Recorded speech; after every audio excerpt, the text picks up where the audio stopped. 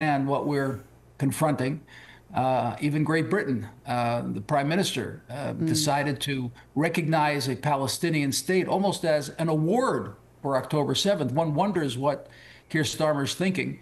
But the President of the United States was more level-headed than the Prime Minister of Great Britain. And he brokered an agreement which actually forces the point that Hamas must be disarmed and Gaza demilitarized. If I could just press you on that issue about the UK, how disappointed were you in the Prime Minister to recognise a Palestinian state? And how damaging is that to our relationship with Israel? Are we still an ally? Well, I certainly hope so. I think we are an ally. We should continue to be. I think there's a strong bond between the peoples of Israel and Great Britain. We have a history together. And we are both, democracies in advocating for a free world. But the government of Keir Starmer took a terrible decision. And on a scale of 1 to 10, how disappointed we were? About 11. I don't think that you can reward a terrorist group with statehood without getting anything in return. And where's the state? Who's the state? What's the geographic location? I mean, it's just kind of an attack on Israel and our sovereignty more than anything else. And we've seen this, and I'm so sorry to interrupt you, but I could talk to you for such a long time, but we've seen such a rise in anti-Semitism in the UK, and therefore the suggestion might be, is the Prime Minister in some way responsible for that as somebody that's recognised Palestine in that way? Of course, the Prime Minister would deny that, and he said he'd put protections in place for Jewish people. But what's your assessment of that situation? Well, we simply have to look at the facts. I mean, anti-Semitism is soaring. Attacks on Jews is soaring in Great Britain, tragically. We saw what happened just a few weeks ago in Manchester. These are things that are simply intolerable. And it's unfortunate that the Prime Minister took that tack and recognize something that doesn't exist. And quite frankly, it's not going to exist west of the Jordan River. We're a tiny country. I mean, we're a small, tiny country. You're here in Washington. Well, we could fit in, Bev, between where you're located right now and Dulles Airport. That's where the country could fit in. We're 40 miles wide. That's the whole country. So, we don't have extra territory. We want to find a way to live side by side together with the Arabs living west of the Jordan River. But statehood right now, more than one state, after everything that we've tried to do, and we've been trying to create a Palestinian state now for 30 years, ever since the Oslo process, and it hasn't worked. All we've gotten is terrorism. So the bandwidth in the Israeli population for the idea of a second state within 40 miles is simply not there. So we have to choose a different approach. And I think it would be wise for our European friends, particularly Great Britain, to choose a different course. Yeah. So in your opinion at the moment, the ceasefire still stands as we sit here this evening? Well, yes, it does. I mean, we're trying really doing everything in our power to make sure that the ceasefire is maintained. We want to see all of our deceased hostages released. We had another 2 returned to us this evening. I mean, it's important for people to understand just how important it is for us to get these deceased bodies and have actually graves where the families can visit and unite with their loved ones who were slaughtered by Hamas. We're a people that had 6 million. But you see, 6 million unmarked graves. I was just going to say, some people would say, though, with Israel still striking Gaza, how can a ceasefire still be in existence? Well, excuse me, we struck after they killed one of our soldiers. I mean, they violated the ceasefire repeatedly. First of all, they're in violation of the ceasefire because they haven't returned the bodies. The commitment was to do it in 72 hours. And we know they're playing games with us. So they know where these bodies are, but they're delaying it because they don't want to get into the second phase. But they came out of tunnels. Again, we're talking about 450 miles of tunnels. They extend into the area, which Hamas does not occupy now, and they pop out of these tunnels and shoot RPGs and shoulder-launched missiles at our forces. They killed our forces, and that's when we responded. If we don't respond, they're going to kill us every day. I mean, that does not sound like a ceasefire, does it? We've got Yvette Cooper going over from the Foreign Secretary next week. What impact could she possibly have in this situation, Ambassador Leiter? Well, I don't know. I mean, the first thing that the foreign secretary might do is walk back the absolute charade of announcing a Palestinian state. And what they can do is hold Hamas's feet to the fire. They have an agreement, and they have to live up to it. We're not moving into the second phase until we have our deceased people returned. They slaughtered our people. They have to return the bodies. I began to say beforehand what the importance of having a grave site is for families. We're a people that lost 6 million in Auschwitz. They didn't have graves. They just turned to ashes and went up through the chimneys of Nazi barbarism. We insist on having graves for our loved ones that were killed by these people. And it's going to be very difficult to move forward unless Hamas's feet are held to the fire. She could do that. I mean, Great Britain could help do that. And that would be a good fix for the damage that was wrought after that fictitious recognition of a Palestinian state. Okay, thank you so much for your time. Absolutely fascinating. Israeli ambassador to the US, Yakal Leiter there. Thank you very much. Let me know your thoughts at home this evening, gbnews.com/your say. Still to come tonight on The Late Show Live. The Chancellor's... I told Keir it's a silly mistake. He said ratch, for God's sake. License. Never heard of her. Nah. Food it late, that's my error. Cash flow clean, PR slick. Council fine, make it quick. License. Never heard of her. Nah. Press outside with a camera flare. 4-bed Dulwich, who'd have guessed I'm a landlord under stress. 4-bed in Dulwich under stress. The Chancellor's side hustle as a landlord is under fire again, with explosive new emails now out in the open. I'll also reveal the letters between the Prime Minister and the Chancellor, which GB News has seen, revealing a major shift in Sir Keir Starmer's tone as he lashes out at Rachel Reeves. But before that, we're going to handle a story that you do not want to miss.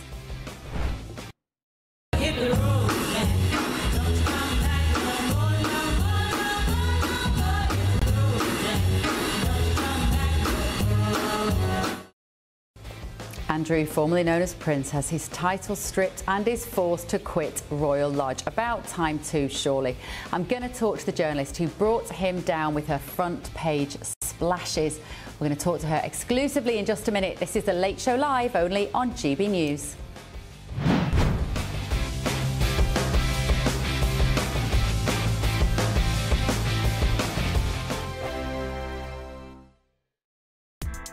Join me, Nana Akwe, for an informative, interactive news programme with a difference. It's fun. No, he didn't say that, Dave. I'm so surprised. I think there's an element of truth to that. Join me from 3 p.m. every weekend, only on GB News, Britain's news channel. Hi, I'm Michelle Dewberry, and my show is your opportunity to cut through all the noise and dive in headfirst to some robust debates. Ideas clash. Situation, because the failure is you're deliberately avoiding my point. Nothing's held back. And if you think this is the end of it, wait for more. And we do not shy away from the difficult stuff. Sometimes I want to shake people and say, if only you understood. So join me on Jubes & Kerr weeknights at 6 p.m, only on GB News, Britain's news channel. Britain was once the envy of the world, but look around. A nation that no longer knows what it is or where it's going. A country that's broken. How do we fix Britain? How do we bring it back? Friday night with Matt Goodwin at 8 p.m, only on GB News. Mornings don't have to be tiresome, especially if you have the right company. Wake up to news as it happens, opinion and debate, and of course, a little bit of entertainment too. Because when the kettle's on, we're on. That's Breakfast on GB News, a show worth waking up for. Every morning from 6 a.m. Only on the People's Channel, Britain's news channel. We'll spread the news, you spread the word. From the school run to the home run, watch a new show for all of Britain. He can say whatever he wants. A straight-talking show where all voices are heard. And, you know, when are we going to stop talking about smashing the gangs and actually do it? With the stories that matter from every part of our country. There's a bit of a crash landing there for your Chancellor. Bold, fearless and standing up for you. That's me, Martin Daubney, 3 p.m. till 6 p.m, weekdays, here only on GB News. The People's Channel, Britain's news channel. From the GB newsroom, we bring you the news as it happens. With our team of dedicated journalists across the UK, we're ready to keep you up to date with what's happening every half an hour, every single day. Bulletins here on GB News, the People's Channel, Britain's news channel. Westminster's full of talk, but out here, it's the real world. Am I allowed to talk then? No, that's it. This is where it matters, real people and real lives. That's what politics is all about. In fact, has Trump made a good start? No. Straight answers, no spin, and just a couple of pints. How many fingers have I got up? About 10. So join me for Lee Anderson's Real World every Friday at 7 p.m. only on GB News. The People's Channel, Britain's news channel.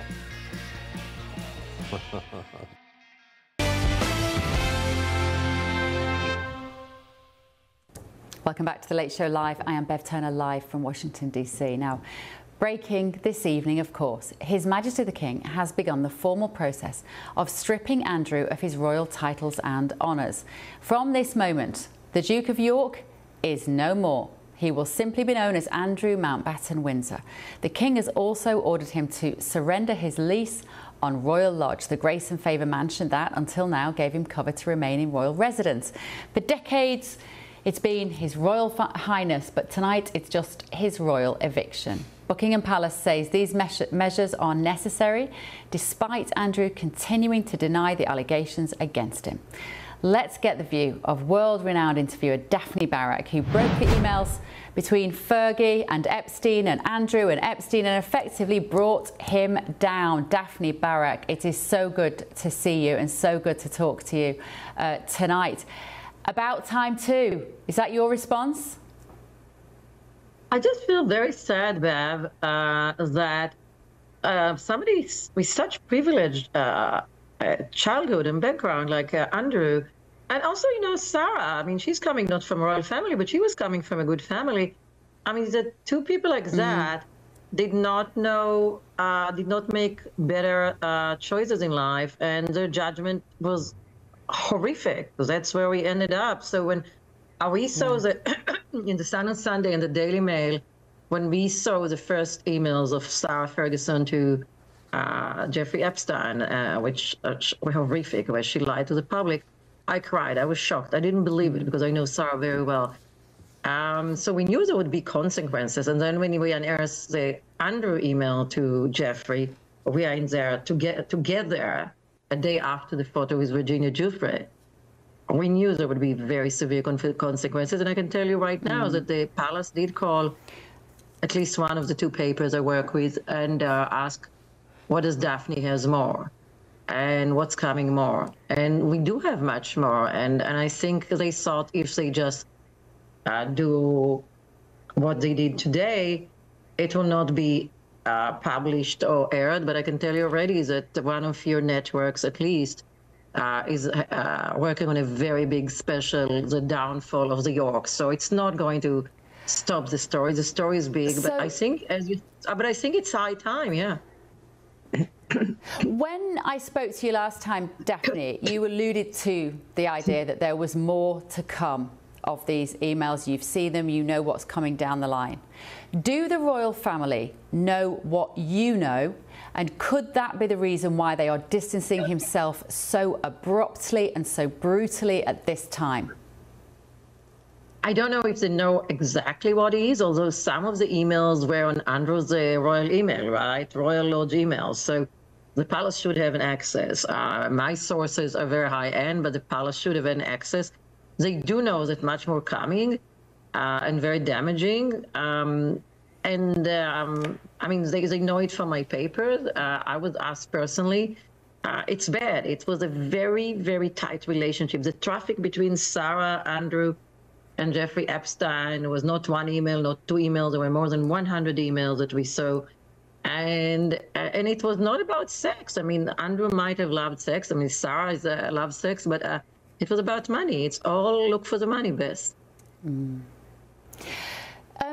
one thing that I keep sort of thinking about is what the conversations must have gone on in Buckingham Palace and within the royal household that have come to this decision, and why now to some extent. Do you have an idea of why now and how difficult this decision would have been for the king, his brother? I know King Charles and Camilla's family. I don't want to speculate on his behalf. I did not talk to him. But I do know that the palace did talk to at least one of my two papers and ask what's coming. And they got not the answer that Andrew wanted them maybe to get. And it became like a train wreck. I mean, they thought that they're going to stop it. I think it was a very smart decision because I know that right now it was all about, okay, if we reveal that's my editors were saying, they will kick him for Royal Lodge. Okay, they're already kicking him for Royal Lodge. He's already not going to be a prince. When I reveal something, I never think, oh, if I reveal so-and-so, so-and-so will happen. I reveal what I reveal and I let the people judge. There is still things to be revealed and it's going to be not pleasant. And the people still want it's exactly like here in America Best, everybody's saying to Donald Trump, we don't want to cover up. We want to know everything about Epstein. I don't think that Donald is covering it up. I mean, we know that he kicked out Epstein from Mar-a-Lago way before he was indicted. Yeah. But there is a feeling there is a cover up. I think in UK, there would be the same kind of movement. Like we'd want to know everything, you know, every detail about this relationship. I'm really interested. Daphne, I'm so interested in the idea that the royal household rang one of the newspapers that you had been working with to find out what's coming next. That speaks to a very interesting power dynamic, and it speaks of a royal family that is frightened. But I think it's also, you know, they have good relationship with the papers, as you know. I mean, and I think it's a back and forth. The papers also called them immediately when we found the Sarah Ferguson email to Epstein and then the Andrew emails to Epstein. So, I mean, it's, you know, every newspaper has also a good relationship with the palace and it's the interest of both sides to maintain it. So it's normal that they would call. And you know, first of all, the Congress in America, as you know, is sitting on hundreds of thousands of documents, so more and more is coming. Yeah. My sources are really up there, so they knew some things were coming. So you're right. I wouldn't call it fear. I would call it proactive. Okay, interesting. Damage limitation, maybe, Daphne, and you've given them reason to have to limit that damage. Thank you so much for joining me. It's lovely to see you, Daphne Barak there. Blimey. Let me know your thoughts at home. gbnews.com/your say. Right, for a right of reply here, a palace source has told GB News allegations against Prince Andrew should be examined in an appropriate way, but Prince Andrew has vehemently denied all allegations made against him. Another breaking news tonight, a warning shot across Britain's bow. President Trump's former national security advisor, Robert O'Brien, has said that the UK could soon lose the confidence of the United States. In a new report with the think tank Policy Exchange, O'Brien says that Britain must learn the lessons from Ireland, a country whose relationship with Washington has crumbled. Why? Minimal defence spending and a tax haven system that runs straight into Trump's America First business policy. In other words, if you're not paying your share on defence and you're undercutting America on tax, then do not expect a special relationship.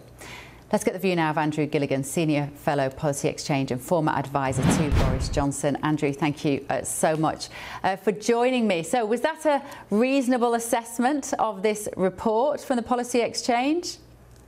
Yes, I mean, I think Ireland's had a fantastic relationship with both America and Europe for many years, to its enormous benefit. Obviously, they've attracted huge numbers of American tech companies to Dublin by giving them tax breaks, and they've also kind of freeloaded off NATO for years. They obviously they're dependent on the security provided by NATO, but they're not a member of NATO. They spend virtually nothing on defence, and they've been able to kind of grandstand and chest beat about things like Israel and how wicked the rest of the West is, while still enjoying the protection of the West security umbrella.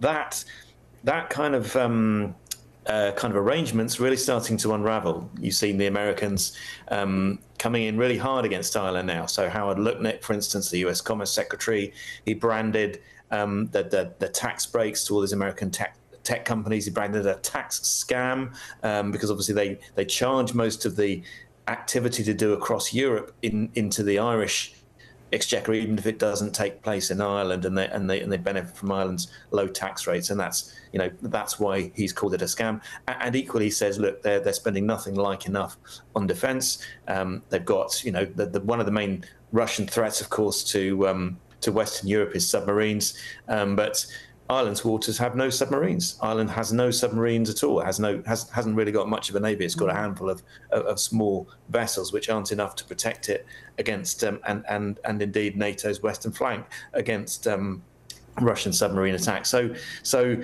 it's a warning. It's a big warning for Ireland, this report, but it's also a warning for Britain, like you say. And I think Britain's not in quite the same position. It spends a lot more than Ireland on defence. It's still one of the kind of major European powers on defence, but its defence capability is not what it was, and it's not spending enough, as the government kind of recognises. But as always with Keir Starmer's government, it's just difficult to know how effectively they're going to tackle that problem. Yeah, let me bring in my panel here in DC, Andrew, if you don't mind. Former aide to Margaret Thatcher, Niall Gardner, and the head of media for the Institute of Economic Affairs, Reem Ibrahim, are both also with me this evening. Guys, Niall, let me come to you first. The relationship between the UK and the US, apparently we could learn something from Ireland. Do you agree? Well, I think it's an important report, and Robert O'Brien, the former National Security Advisor, is a very serious figure. He's someone who strongly believes in the US-UK special relationship. And I think, without a doubt, Keir Starmer's weak-kneed Labour government is undermining the special relationship with the United States. I think that's a very real concern here in Washington. Labour are not serious about defence commitments. They're not serious about their NATO commitments.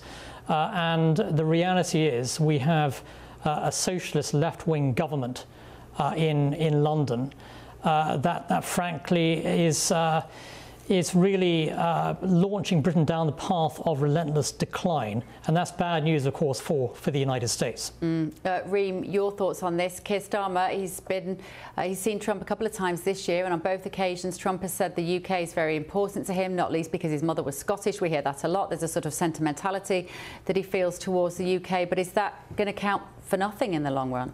Well, Britain is absolutely in perpetual decline at the moment, and it's by no fault of anybody else other than the government. The government have presided over the highest tax burden since the Second World War, and we have huge amounts of debt, and part of this is due to the fact that we're not able to spend that money on what is actually needed, which is defence. The UK cannot defend itself if we go to war. That is scary, and it should scare every single Brit and every European if we don't understand exactly where that money is going, reducing public spending, but also ensuring that the UK is actually economically competitive. The UK is poorer than every single American state. We are poorer than Mississippi. We cannot afford to currently fund levels of public spending, and so of course we also cannot afford to defend ourselves. Andrew, you've got a long and distinguished understanding of the relationship between the UK and the US. Would you say that we have more in common now with America than at any other time, or could we not be further apart politically? One of the interesting things is how interested the US administration is, this administration is, in Britain. Bluntly, previous US administrations' special relationship's been a lot more special to Britain than it has to America. Obama was pretty much openly hostile to Britain. Quite a lot of other presidents paid lip service to it, but didn't really care. It feels like Trump, Vance, they really are actually interested in Britain. Trump's been several times, of course. Vance has been. He chose to spend his holiday here. I think they think it's a kind of, it's kind of, if you like, the original state of the Anglosphere that's gone wrong, and they want to try and help fix it. Now, I'm not sure a lot of people in Britain would be happy with that characterization. Trump and Vance are pretty unpopular over here, but nonetheless, it's actually good for us. It's good for the UK. That the United States is taking an interest and is prepared to give as it sees its help. Yeah, great to see you, Andrew Gilligan there. Thank you so much for joining us. Trump said to me actually on Air Force One as we came back from the UK, and he said, "I want the Great Britain to do well." And he looked me in the eye, I want your country to do well, and I think he firmly believes it. Still to come on The Late Show Live tonight.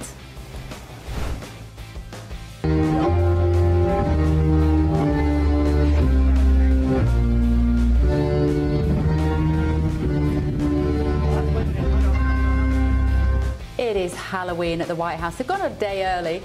Should I say the Fright House are bringing the exclusive behind-the-scenes insight into how the President and the First Lady were marking the spooky season. Also this evening. You come from a land down under.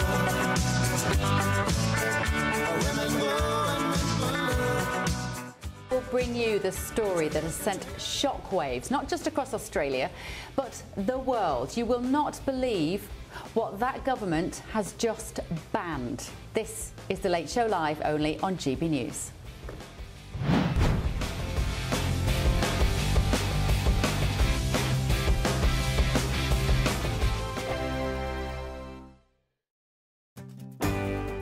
I'm Michael Portillo. This is GB News, the People's Channel, Britain's news channel.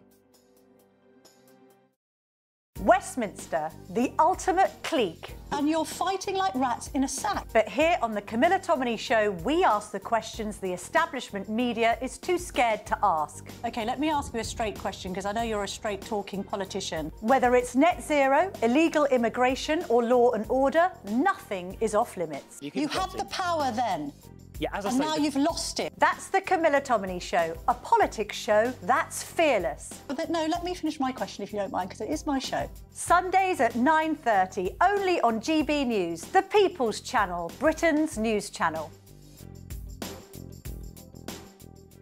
No matter the state it's in, this is our nation. Join me, Jacob Rees-Mogg, for a genuine, honest discussion on where we have been, where we are going, and where we are with the people who set the direction. Tune in to State of the Nation every Monday to Thursday, 8 to 9 o'clock, only on GB News. Britain deserves a newsroom that puts the facts and your voice first. Well, and that's what you get on GB News. Lively debates, lively conversations. And we're not afraid to hold power to account. And each other. So join me, Andrew Pierce. And me, Miriam Gates, for Britain's Newsroom, weekdays from 9:30 on GB News. At GB News, we love to hear from you, our loyal community. So drop us a line at gbnews.com/yoursay. There you can talk to each other and also to the presenters live on air. gbnews.com/yoursay, because GB News is your channel, Britain's news channel. Westminster's full of talk, but out here, it's the real world. Am I allowed to talk now? No, that's it. This is where it matters, real people and real lives. That's what politics is all about. In fact, has Trump made a good start? No. Straight answers, no spin, and just a couple of pints. How many fingers have I got up? About 10. So join me for Lee Anderson's Real World every Friday at 7 p.m, only on GB News. The People's Channel, Britain's news channel. From the school run to the home run, watch a new show for all of Britain. So he can say whatever he wants. A straight-talking show where all voices are heard. And, you know, when are we going to stop talking about smashing the gangs and actually do it? With the stories that matter from every part of our country. There's a bit of a crash landing there for your Chancellor. Bold, fearless and standing up for you. That's me, Martin Daubney, 3 p.m. till 6 p.m, weekdays, here only on GB News. The People's Channel, Britain's news channel.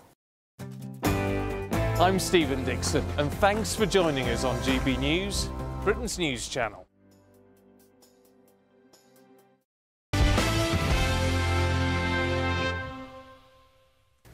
Welcome back to The Late Show Live. I am Bev Turner, live from Washington, D.C. Let's take a quick look at some of the stories making the front pages of the newspapers with London and comedian, GB News contributor Paul Cox, who is in our studios. Paul, it is always so great to have you on the show. And I want to go through these front pages with you now because there's really only one story in town, and I am frankly not that bothered about this story, but apparently it's deemed so important that it has to be on the front page of the paper. This is Andrew losing the Prince title, losing his house. Well, about time too. Can we move on? Why do we have to still keep talking about this, Paul?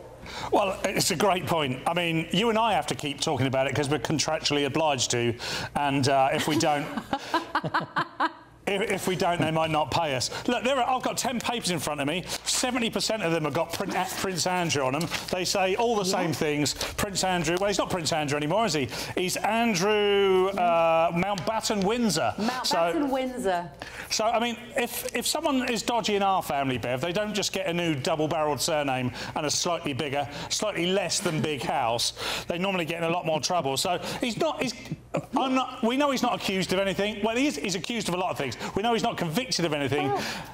But he has never been convicted of anything, so I want to believe all is OK, but it just seems so dodgy, Bev, so I can't say it is OK. I've got no evidence, of course. No one's got any evidence. But that is the point, Paul. But that is the point, because we have to remind ourselves, he's never been to court. He's never been charged with anything. And do you know what I think did for him, Paul Cox? It was his mother paying all that money. Because that looked like an admission of guilt. If the late Queen Elizabeth had not dished out 30 million quid to Virginia Giuffre, then this might have all gone away, or she might have made some more allegations, but maybe he wouldn't have been arrested and maybe he wouldn't have been found guilty. That, I think, was terrible judgment on the part of the royal household. I think there's been a lot of bad judgment when it comes to this particular story. This story in particular has exposed them for certain lack of ability to manage media. I mean, Andrew himself should never have done the Mateless interview.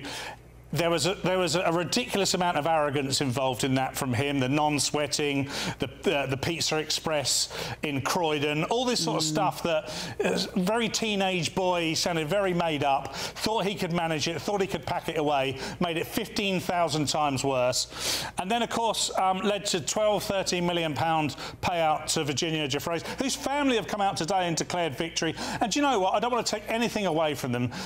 Virginia Giuffre committed suicide, and it points directly back to this, so we have to remember the human element of this story throughout, and the wider implications of being associated so closely with Epstein. I mean, the judgment of character from Andrew leaves a lot to be desired, and I don't know if that comes from being sheltered, being overprivileged, being constantly told that you're wonderful when you're not, but something's not quite right there. So in terms in the royal family, and I'm a royalist, and the prosperity of the royal family, it's right that Andrew's out in the picture, because they can't operate with him still in the picture. I don't know what happens now, but I know it doesn't go away. I mean, Virginia Giuffre's book only came out this week or last week, so there is going to be expose after expose. But I guess at least King Charles doesn't have to answer the questions anymore.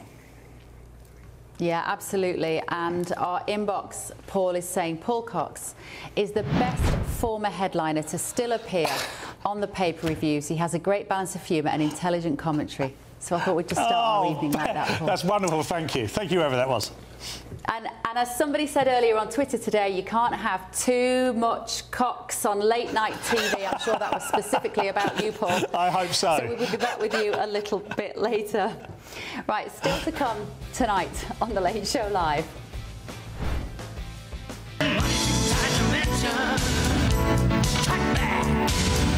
If Rachel raised taxes, then she should go. If she has broken the law, then she should go.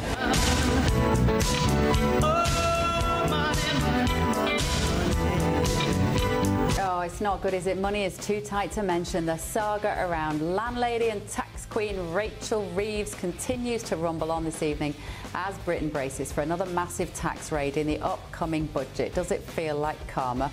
Also on the show tonight. Migration, immigration, migration, migration, migration, migration, migration.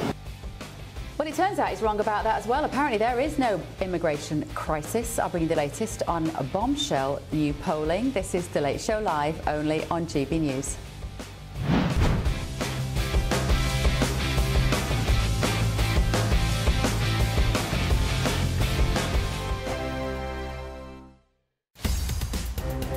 GB Newsroom, we bring you the news as it happens. With our team of dedicated journalists across the UK. We're ready to keep you up to date with what's happening every half an hour, every single day. Bulletins here on GB News. The People's Channel. Britain's news channel. Mornings don't have to be tiresome, especially if you have the right company. Wake up to news as it happens, opinion and debate, and of course, a little bit of entertainment too. Because when the kettle's on, we're on.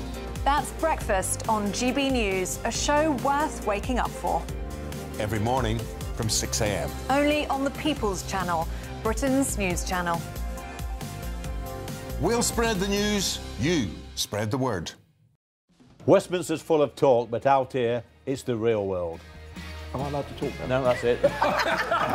This is where it matters, real people and real lives. That's what politics is all about. In fact, has Trump made a good start? No. Straight answers, no spin, and just a couple of pints. How many fingers have I got up? About 10. So join me for Lee Anderson's Real World every Friday at 7 p.m. only on GB News. The People's Channel, Britain's news channel. At GB News, we love to hear from you, our loyal community. So drop us a line at gbnews.com/yoursay. There you can talk to each other and also to the presenters live on air. gbnews.com/yoursay, because GB News is your channel, Britain's news channel. Join me, Nana Akua, for an informative, interactive news programme with a difference. It's fun. No, he didn't say that, though. I'm so surprised. I think there's an element of truth to that. Join me from 3 p.m. every weekend, only on GB News, Britain's news channel. You want to know what's really going on in the corridors of power? Labour don't know what to do with you half the time, and that makes you quite lethal in the chamber. Get behind the headlines with Chopper's Political Podcast. Join me, Christopher Hope, as I sit down with the great and the good of British politics. We'll see where this ruling takes us. These are the stories shaping our nation. Chopper's Political Podcast, available now on all platforms. Listen in and stay ahead. Hi, I'm Michelle Dewberry, and my show is your opportunity to cut through all the noise and dive in headfirst to some robust debates. Ideas clash. Situation, No, because the failure is you're deliberately avoiding my point. Nothing's held back, And if you think this is the end of it, wait for more. and we do not shy away from the difficult stuff. Sometimes I want to shake people and say, if only you understood. So join me on Jubes and Kerr weeknights at 6 p.m. only on GB News, Britain's news channel.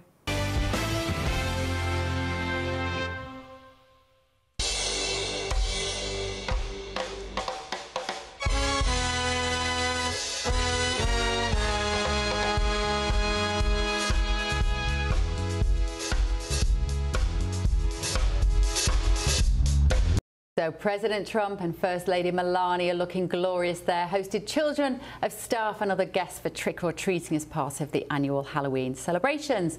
I popped down just a little earlier, where I was able to bring you this special report.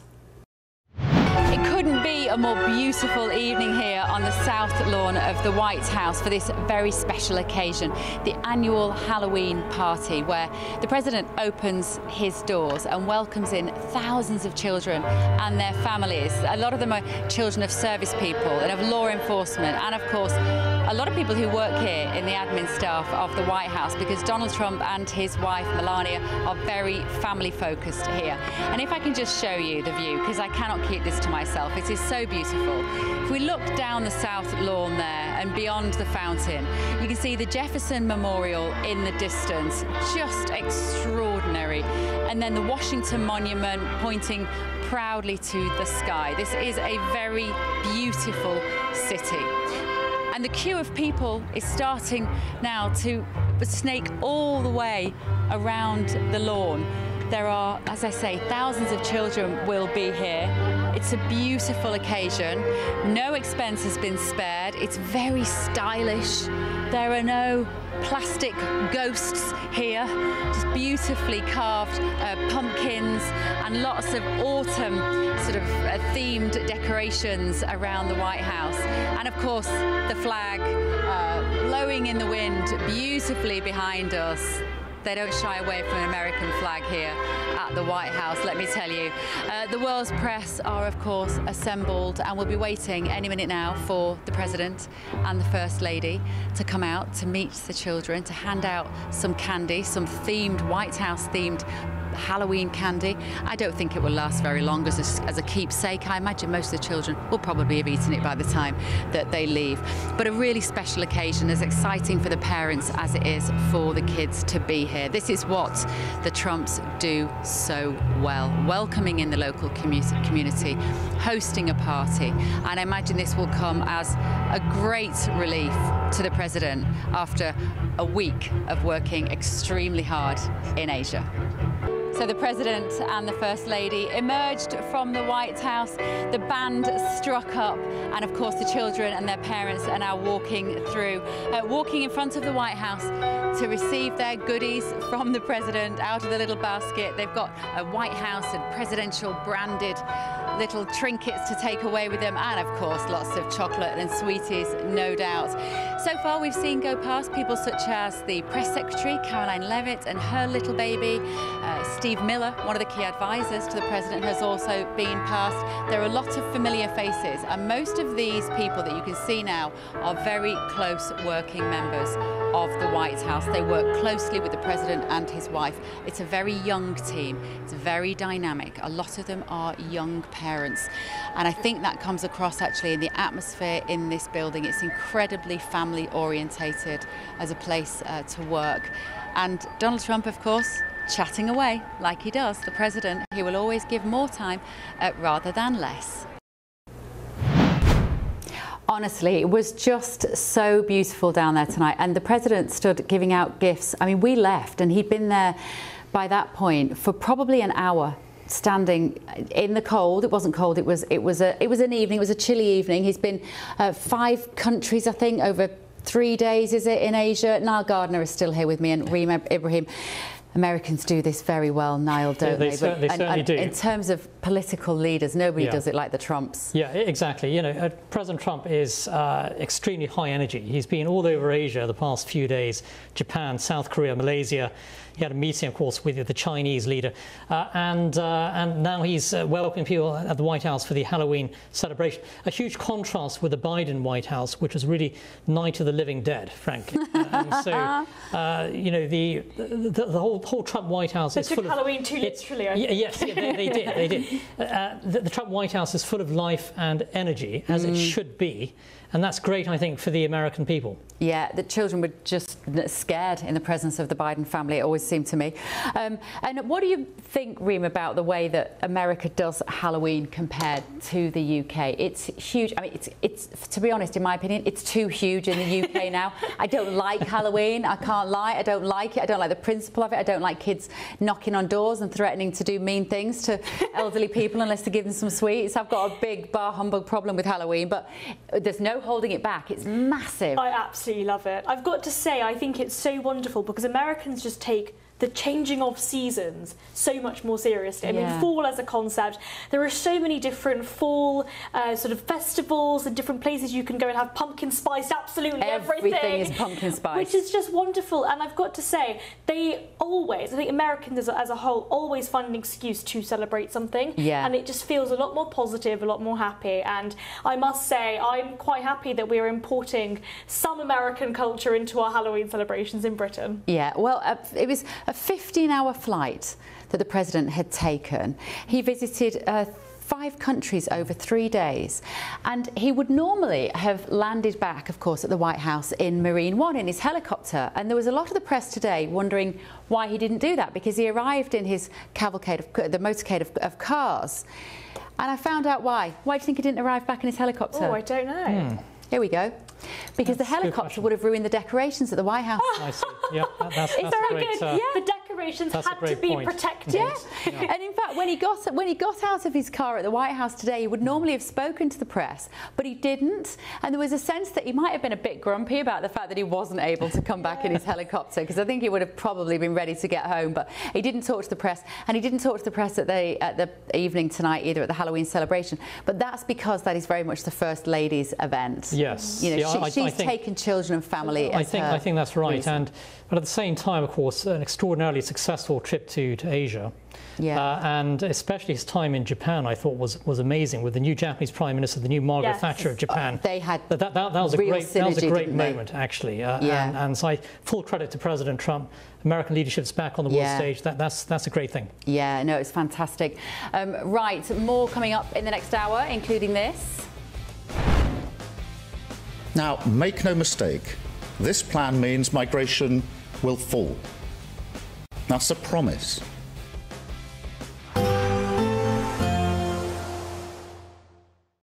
Today, clouds overhead, total zen within.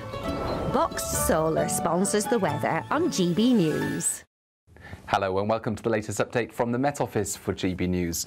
It's a day of lively downpours, thunderstorms, hail and even some gusty winds, along with some brighter spells. It's not going to be raining everywhere all the time. In fact, we do start the day with some brightness across central and eastern and northern parts of the UK, but it's not long before the showers arrive, and some of these showers will merge together to form longer spells of rain.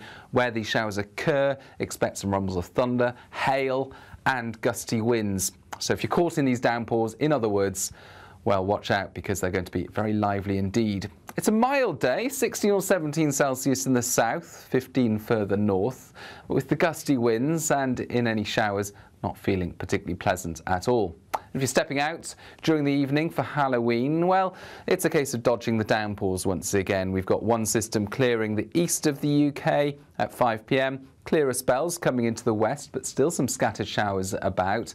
And then the next system is starting to approach at this time, 6 o'clock. So get out early, I think, for Wales and the southwest, because this next system is going to be particularly wet and windy as it pushes in some heavy rain for a couple of hours. And then it sweeps through all parts overnight, with the rain blossoming into a larger area by dawn on Saturday and bringing some particularly wet weather to northern England and Scotland. The gusty winds, of course, overnight will keep things frost-free. And we start the day on Saturday with very mixed conditions across the UK. Yeah, there'll be some sunshine around, particularly towards the south and the west, but the heavy rain across Scotland and northern England continues for the first few hours before becoming confined to Shetland and Orkney by the afternoon.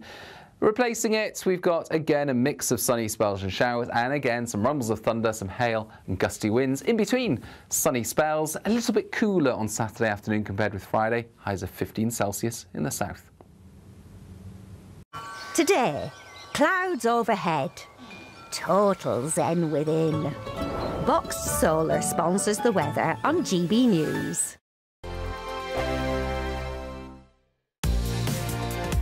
Mornings don't have to be tiresome, especially if you have the right company.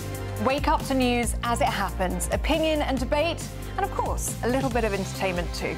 Because when the kettle's on, we're on. That's Breakfast on GB News, a show worth waking up for.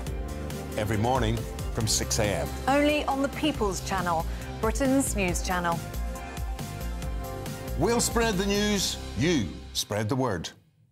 Hi, I'm Michelle Dewberry, and my show is your opportunity to cut through all the noise and dive in headfirst to some robust debates. Ideas clash. Situation, isn't it? No, because the failure is you're deliberately avoiding my point. Nothing's held back. And if you think this is the end of it, wait for more. And we do not shy away from the difficult stuff. Sometimes I want to shake people and say, if only you understood. So join me on Jubes and Kerr weeknights at 6 p.m, only on GB News, Britain's news channel. Join me, Nana Akwe, for an informative, interactive news programme with a difference. It's fun. No, he didn't say that, Dave. I'm so surprised. I think there's an element of truth to that. Join me from 3 p.m. every weekend, only on GB News, Britain's news channel. At GB News, we love to hear from you, our loyal community. So drop us a line at gbnews.com/yoursay. There, you can talk to each other and also to the presenters live on air. gbnews.com/yoursay, because GB News is your channel, Britain's news channel. Westminster, the ultimate clique. And you're fighting like rats in a sack. But here on the Camilla Tominey Show, we ask the questions the establishment media is too scared to ask. OK, let me ask you a straight question, because I know you're a straight-talking politician. Whether it's net zero, illegal immigration or law and order, nothing is off limits. You had the power then.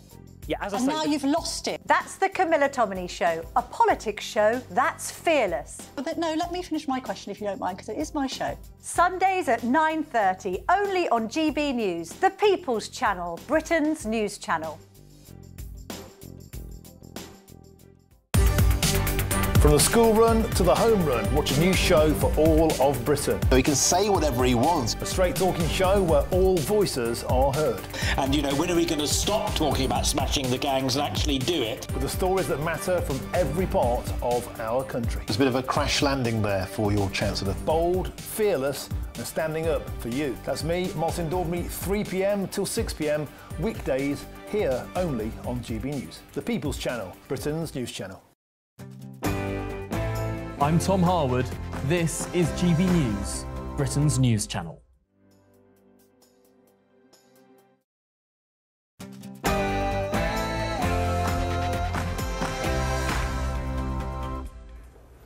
On The Late Show Live tonight, great news. There is no mass migration problem in the UK. It is all in your imagination.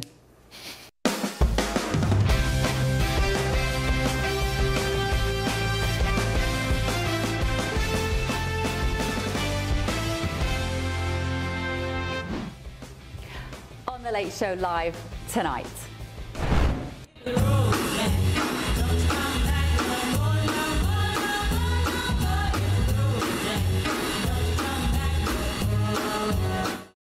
Hit the road, Andy. The King has stripped his brother, the Andrew, formerly known as Prince, of his titles, his honours and also soon his home. Is there more to come from the Andrew scandal? Is the monarchy in crisis because they know what's coming? Also tonight. Now, make no mistake, this plan means migration will fall. That's a promise. So how's that working out, Prime Minister? Over 37,000 illegal migrants have already crossed the Channel, more than in the whole of 2024, and you are paying for them.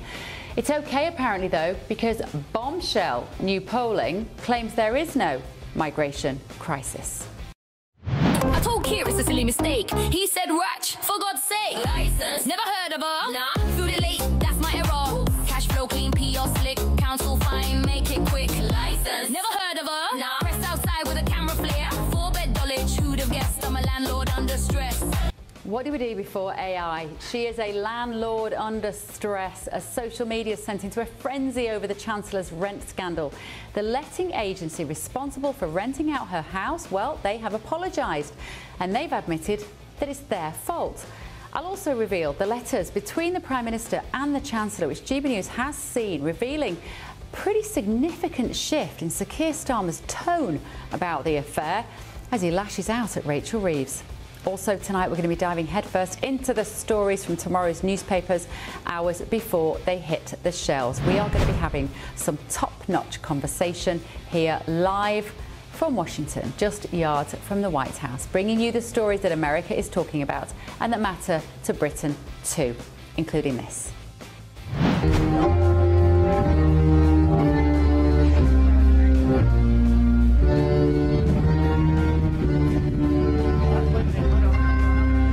Trumpenstein in the Fright House. It's not the Freight House, regardless of that little spelling mistake there. It's been a busy day for the team. President Trump and First Lady Melania are hosting the annual Halloween parade.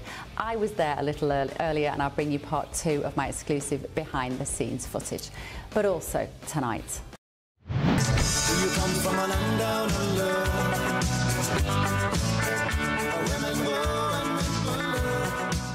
I don't know about you, but this is the most shocking story of the evening tonight. Find out what Sydney has banned its residents from doing. I'll give you a clue. It's taken the flame away from a lot of Aussies. I'm Bev Turner. This is The Late Show Live. Welcome to the second hour. More chat, more front pages, no breaks. Don't go anywhere.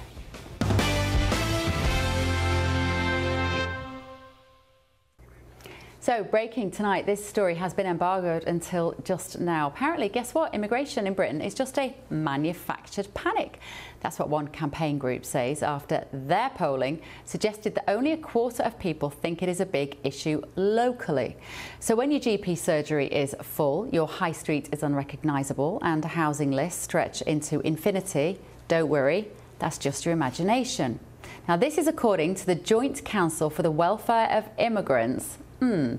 They say there is no immigration crisis, that politicians and the media are pushing you into a fake panic to distract you from more important issues. Well, here's the problem. The public know that there is a crisis because they are living it every single day. Just look at the numbers.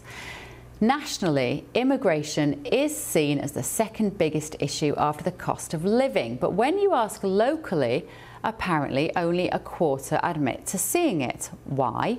It could be because mass immigration has spread everywhere.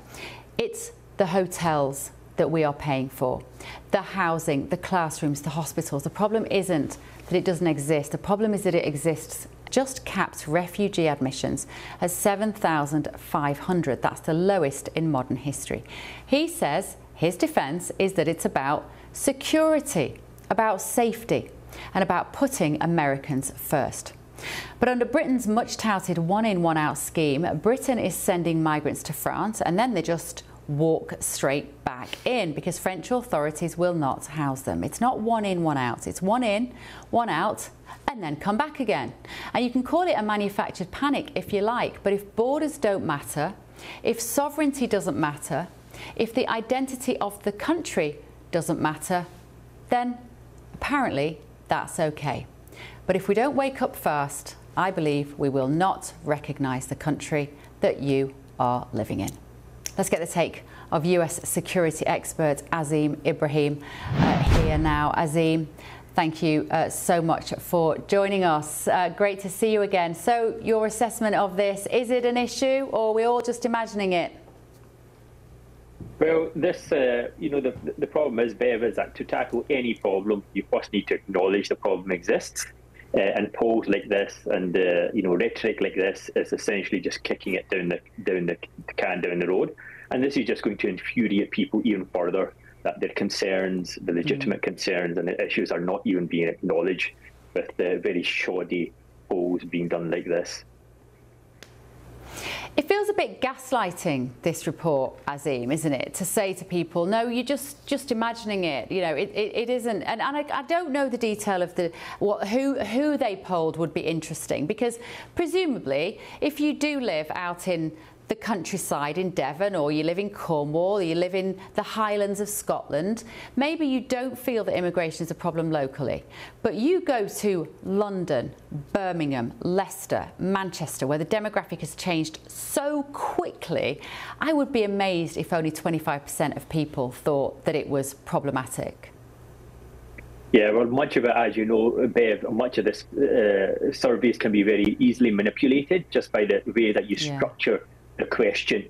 So what was the question and how was it utilised, and how was it asked? Even the tonality of the question can actually make a difference if it's done in-person surveys. So, I wouldn't give much credence to this. The reality is that people are deeply concerned about immigration, uncontrolled immigration throughout the entire country. It's putting a very severe strain on all services up and down the country, and it's going to be a very important electoral issue come the next election, and denying it in this kind of fashion is not doing anybody any favours at all. No, well, I'm glad we're talking about it. Let's bring in my panel, Niall and Reem here as well. Now, this survey, guys, was done by the Joint Council for the Welfare of Immigrants, which maybe tells us a little bit about the conclusion they wanted to draw from this. But how problematic? I mean, you're living here, Niall, now in DC. You're spending more and more time here, Reem, at the moment. But I'm sure you can remember what it was like in the UK. And when you do go back, you see how different the streets are, how busy hospital wards are, how busy A&E is. And often it looks like people who are not necessarily born in the UK. So how do we handle the conversation, never mind the problem, Niall? Well, that's a great question. And as Azim pointed out earlier, these polls are often twisted in a way, actually, to reflect a lack of reality. I think that's the situation here, because the vast majority of British people are deeply concerned, I think, about mass migration, illegal migration. I expect it will be the #1 issue, actually, the next UK general election. It will be a key factor that may sweep in a reform-led government led by Nigel Farage. And so, you know, this poll exists in a parallel universe. And without a doubt, of course, the UK has changed immensely, even in the last 20 years. And the changes are absolutely massive in Britain, and they're evident for anyone to see who has spent any time here in the United States in the last few years. And Labour's policy right now appears to be 40,000 illegal migrants in, one back, and then that person bounces back as well to the UK. So it's a complete and utter shambles. Labour's migration policy, there's no border security, and it will be, I think, the #1 factor that will sink this Labour government at the next election. The American administration, Reem, is much better at talking about this in a language that they are unapologetic about. And I'm thinking about a clip I saw today of JD Vance, where he was talking about the fact that he would prefer the country where you speak a similar language to your neighbours. He was talking about a family moving out of a house and a house of multiple occupation coming in next door, and they didn't speak their language. There was a time when Nigel Farage said something similar in the UK about people feeling uncomfortable on public transport when they don't hear anyone speaking English. And that was quite a long time ago. And we have still been sort of shocked in the UK that you could utter such a statement. Whereas here in America, they're much more confident about saying your national identity matters. It's important that you speak the same language as your neighbours. Why can't we get that conversation right, Reem? It's so interesting, isn't it, with the polling? I mean, a quick Google search, I found polling that contradicts this. From this month, Ipsos came out with polling that shows that about 47% of Brits say that immigration is the #1 issue. So there is very clearly a problem here in which you have politically motivated organisations that want to show evidence for some particular thing, and therefore they already have their preconceived idea that nobody cares about immigration. Immigration isn't really a problem. We've all been told lies by politicians and scapegoats, and actually this is what's really happening here. So polling is, as we've already discussed, very, very difficult to nail down. Polls often are only about 1,000 to 2,000 people, and you cannot represent the entirety of the United Kingdom. Immigration, in my view, I think is great when it is done through the market, when businesses hire people from wherever they want across the world. The problem in the UK is we have effectively created a welfare state that acts as a magnet for thousands of people. British taxpayers are already paying the highest tax burden since the Second World War, and we are paying for people to live in taxpayer-funded hotels. We are paying for dentist appointments. We are paying for driving lessons. Many things that many Brits across the country can't afford themselves. That is the fundamental problem. I think if we remove all of the taxpayer-funded benefits for new migrants, we would be in a much, much better situation.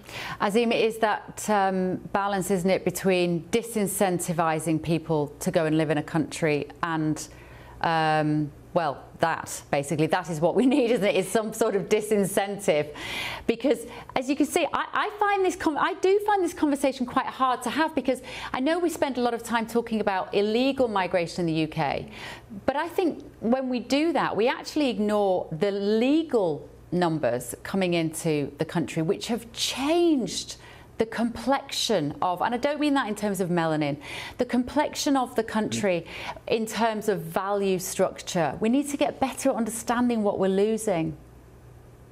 Yeah, well, Bev, we had a very good disincentive, which was a very good deterrent, which was in the form of the Rwanda plan, which was essentially eliminated by Starmer before he came to office. And that was simply because Starmer was driven purely by oppositional politics. He had to oppose everything that the Tories did, so he put to bed a very effective plan that was already having an effect before it even came into full execution. Migrants themselves actually came on TV and said, look, we're less inclined to go to the UK. We'd rather go to Ireland instead. But Starmer put that to an end. And now he has this one-in, one-out scheme, and he also has some other ideas, paying the French authorities, paying the French police, etc. And I think there's a misunderstanding of what these schemes actually are. They're not actually there to reduce migration. They're actually there to just show that Starmer and the Labour government are actually doing something, so that when they're actually pressed upon this issue, they have a response to give, that they're actually working on this issue and it's coming into effect. But the reality is they have lost complete control over all the borders. They have lost complete control over all immigration. And they're just trying to now fumble around with all these poorly thought out schemes that are not actually going to have any effect at all. You know, we are now living in the age of migration. So these numbers that you just quoted in your interruption, they are only going to increase dramatically. And the UK has become the magnet, as your previous guest mentioned, for these migrants. And we're just going to see a massive increase in this until we have a proper immigration policy. And do you expect the Labour government to introduce that anytime soon, Azim?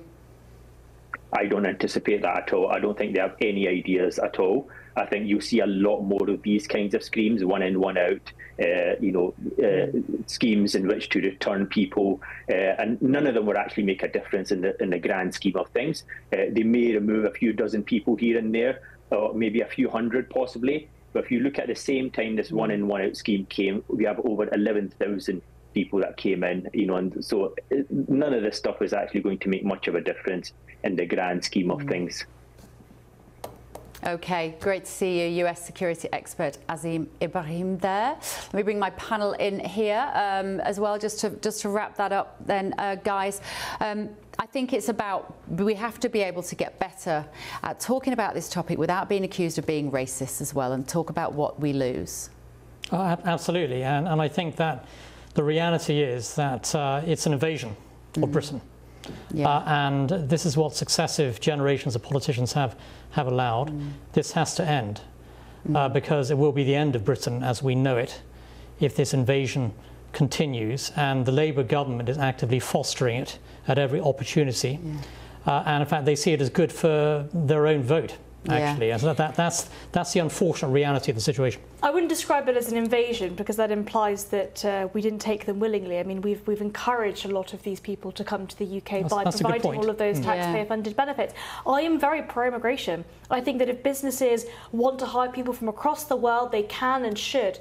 But what we currently have is a situation where lots of people are completely idle. British taxpayers are being forced to foot the bill for those particular migrants, and I don't think that's fair. I think we need to look at the situation and have a free, dynamic labour market where people are working. We spoke about integration and what it means to be British. How can these migrants learn what it means to be British? How can they possibly integrate if they're not working? They're completely taking money from taxpayers. They are never going to be able to integrate unless they are meeting and learning and speaking with British people every single day. Okay, on the issue of illegal migration, Shabana Mahmood, Home Secretary, has said the small boat crossings are utterly unacceptable and the vile people smugglers behind them are wreaking havoc on our borders. Thanks to our deal with France, people crossing in small boats can now be detained and removed to France. She went on, protecting the UK border is my priority as Home Secretary, and I will explore all options to restore order to our immigration system. Let me know your thoughts this evening. gbnews.com/your say. Still to come on The Late Show Live tonight. I told Keir it's a silly mistake. He said, "Ratch, for God's sake." License. Never heard of her. Nah. Through the late, that's my error. Cash flow clean, PR slick. Council fine, make it quick. License. Never heard of her. Nah. Pressed outside with a camera flare. 4-bed knowledge. Who'd have guessed? The landlady. That makes it sound like she runs a pub. Is she a landlord? Is she still a landlady? She's a landlady. She's under fire again. Explosive new emails are now out in the open. And I will let you know the letters that have been exchanged between the Prime Minister and the Chancellor, which GB News has seen, revealing a major shift in Sir Keir Starmer's tone as he lashes out at Rachel Reeves. He's not happy. First, though, a story you will not want to miss.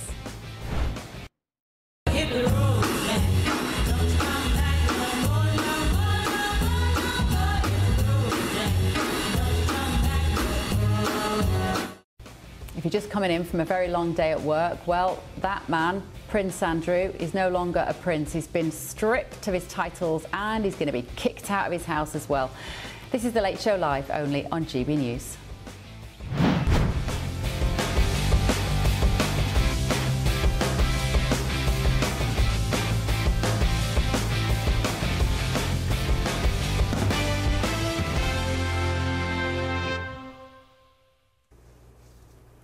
Thank you for joining me tonight. Keep your messages coming in, won't you? gbnews.com/your say.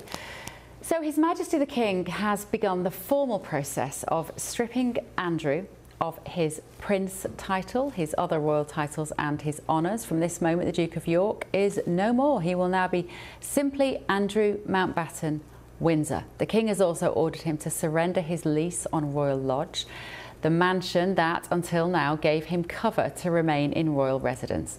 For decades, he's been called His Royal Highness. Well, tonight it's just his royal eviction. Buckingham Palace says these measures are necessary despite Andrew continuing to deny the allegations against him. Let's get the take of US Attorney Gloria Allred now. Gloria, thank you for joining us. Now, we know that royal stories always cross the pond, and there is interest here in America about this story as well. So how do people feel in the US tonight about Prince Andrew? Is it just about time too? This should have happened a while ago? Well, I do represent 27 victims of Jeffrey Epstein.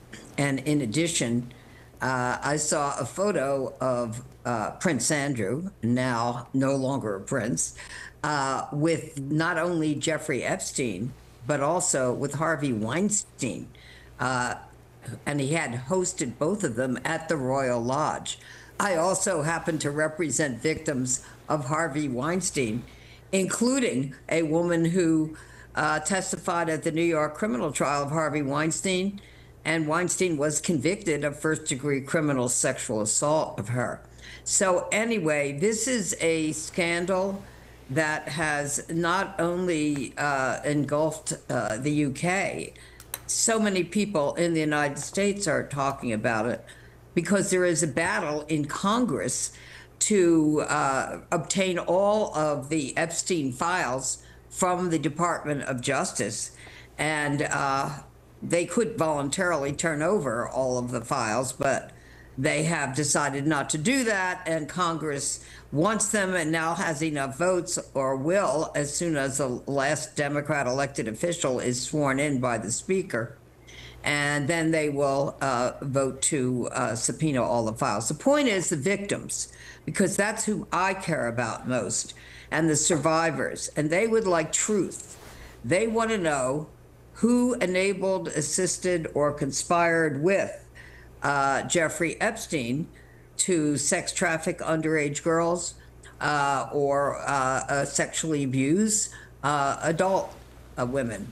And, you know, we think it's really important that Andrew Mountbatten Windsor now come forward and tell what he knows. He's declined to do that, even though the United States Attorney in New York some time ago urged him publicly, and that was unprecedented to make that a public appeal, urged him to speak to the FBI or Homeland Security and tell what he knows. But even though Andrew was willing to do the 1-hour interview on the BBC, he declined to testify or speak to law enforcement in the United States. And I don't see that's changed today. I do think he should still do it. I think it would help him with good PR, and, you know, the victims would like that.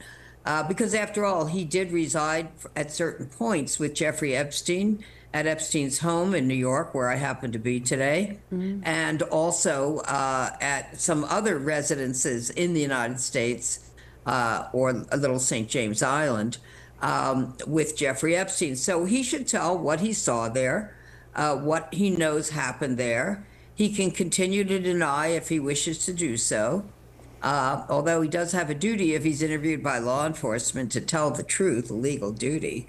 That duty, of course, did not exist for an interview with the BBC. It would be great for the victims, the survivors, for him to tell what he saw, what he didn't see. But for some reason, he declines to do it and does not say why he declines to do it. So the story is not over with the fact that his titles have been stripped from him. There's more to come. Do you think, though, Gloria, are there any circumstances under which he could be forced to give evidence? And now that his royal titles have gone, does that become more likely? Has he lost a layer of protection in terms of seeking justice for the women? Well, I don't know, and nobody does know, I think, at this point, whether Congress will decide to try to subpoena him. And if they do, you know, whether the Home Office in the UK will assist with that subpoena. And we don't know. So, again, we'll have to wait and see. But the point is this is not the end of the story, because you know, the victims, the survivors deserve the truth. They deserve transparency. They deserve to know if there were third parties other than Jeffrey Epstein, other than Ms. Maxwell, who was, of course, convicted of sex trafficking. Other than those two, was there anyone else involved? Any person who was rich and powerful and famous, who at this point has not come forward and who has exploited these children? I don't like to call these people pedophiles. I like to call them child molesters, because that focuses on the child who was a victim. Yeah, very good point. A lot of the language is so important around this topic. Let's bring in Niall Gardner and Reem Ibrahim, who are here in the studio with me as well. Reem, this issue around Epstein and the files and Donald Trump's friendship with Epstein, which he has repeatedly said, you know, he kicked him out of Mar-a-Lago because he stole one of his employees to go and work for him. And it plays very badly with the Trump base, doesn't it? With the MAGA crowd. They still want answers. It does, and part of the reason is because the Republican base tends to be rather religious, and so any kind of wrongdoing in relation to, as we've just put it, child sex trafficking absolutely does play on their minds. So I think it's interesting with conversations I've had with some Republicans where it's been, you know, if this is true, if anything that has been accused of Donald Trump or indeed of Andrew has been turned out to be true and any of them knew exactly what was going on, then I don't think many of those Trump supporters would continue to support Trump and continue to support a party that is. Now, I think what's interesting from that perspective is there is, of course, everything that happened with the letter. I mean, I think that entire situation in which Andrew had said that he had not had that conversation, had not been in contact with Jeffrey Epstein, and yet he sent him a letter calling him his friend. I think that is, particularly damning, and I can't believe that he hadn't been stripped of his title sooner. Yeah. Niall, what's your assessment of this situation as somebody that walks amongst the corridors of power here in Washington, D.C.? Well, first of all, good riddance to the former Prince Andrew, and this is long overdue. I think, you know, secondly, on the issue of Donald Trump, I mean, there's no evidence in any way connecting him to any wrongdoing with regard to Epstein. I don't think this is an issue at all for the MAGA base. I think it's a bigger issue for figures like Bill Clinton, for example, and I think there should be a lot more of a spotlight shone on Clinton's association actually with Epstein. I think that's a big issue. But what about the files that have which should be not been released? Looked at? And I don't think there's any evidence whatsoever linking President Trump to this scandal. I think one interesting aspect here, the fact that Andrew's been stripped of his title, is the long-term implication actually for Prince Harry and his future as a royal, because a precedent has been set. And I wouldn't be surprised actually if a future King William takes away the royal title actually from Harry and from Meghan, actually for other reasons. Including the widespread, drug use by Prince Harry, potential fallout from the release of his immigration records, which may happen here in the United States. And so I do think there's an interesting question about what happens to Harry and Meghan further down the line. The other thing as well, though, that strikes me, Gloria, is the fact that Prince Andrew, and our inbox is saying this here, Tom has got in touch and said Prince Andrew is innocent until proven guilty. Shame on you all. It just shows how shameful we've become. It's pathetic to be, it says you are innocent until proven guilty. Very simple. Disgusting how the media has caused the public to harass him and his family. What do we do with that information? Because we also have this enormous sum of money of about $12 million paid to Virginia Giuffre to be quiet. Well, it's 12 million or 16 million. We don't know the exact amount, but we do know it's in the millions. We do know, at least from reports, that Queen Elizabeth contributed to that fund for Andrew, and we don't know how much that was. So there's a criminal and there's a civil process, and that was as a result of a civil lawsuit filed by Virginia Giuffre when she alleged that she was a minor, 17 years old, when she alleges that then Prince Andrew sexually abused her in London, actually. But in any event, it doesn't have to rise to the level of beyond a reasonable doubt. That's a standard in a criminal case. Let's look at it this way. Why has Prince Andrew, formerly known as Prince Andrew, why has he declined to speak to law enforcement? He still has that opportunity.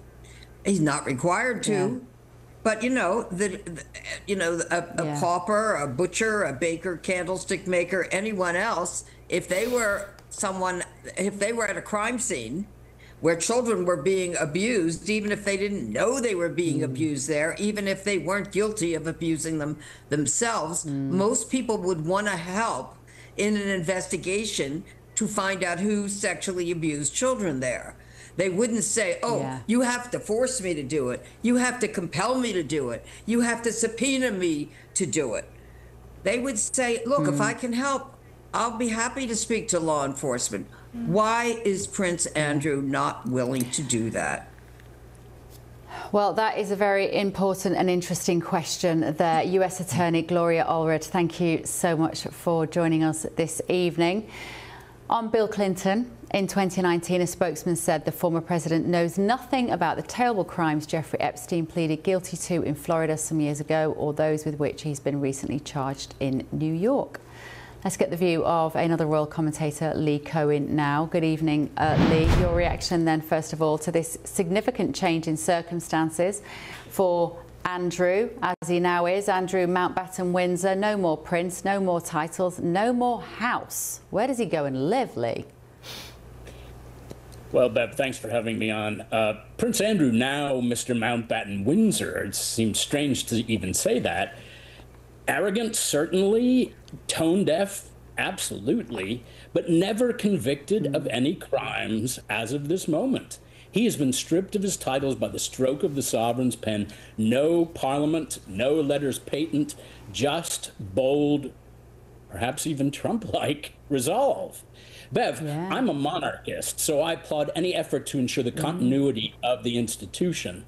That is one of the backbones of Western civilization. The King and the Prince of Wales are showing that rightly the welfare and the future of the institution that they lead is their chief motivation. And Bev, I am eagerly awaiting the day when we receive the same news about the divisive, race-baiting, self-promoting narcissists, Harry and Meghan. Andrew is arrogant and has poor judgment, but Harry and Meghan are villainous, intended to cause harm to the family and the monarchy. They must endure the same treatment. Harry and Meghan, who have no talent, no judgment, no humanity, and nothing but bad intentions, must be quaking in their boots because now there is a clear protocol and precedent to strip them of the only thing that makes them relevant.